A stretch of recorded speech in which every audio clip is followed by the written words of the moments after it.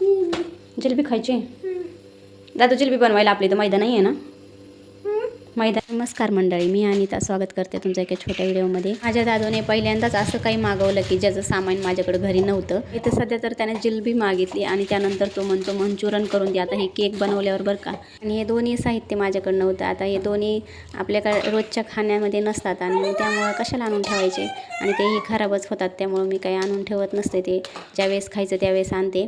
आणि तर मला वाईट वाटत होतं की त्याने खायला मागितलं पहिल्यांदाच आणि मी काही बनवून देत नाही, त्यामुळे मी त्याला केक बनवून देत होते.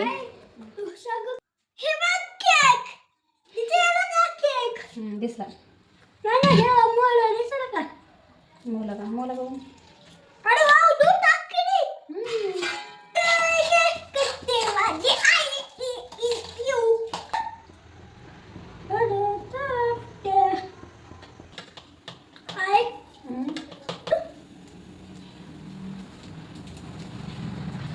थांब त्याच्यात थोडंसं दूध टाकू दे.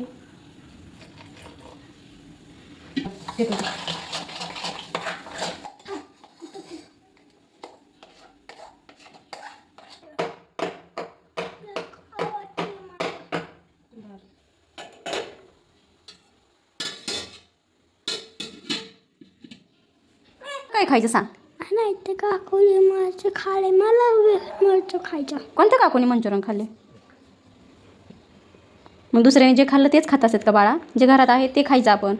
आता घरात आता इथं केक शिजतोय, पण त्याचा निर्णय लगेच बदलला की मला नाही केक खायचा, मला आता मंचुरियन खायचं आहे. म्हटलं नको खाऊ, मी खाते, जाऊ दे. आणि नंतर मी इथं बघत होते की झाला आहे की नाही, तर पण परफेक्ट झाला होता.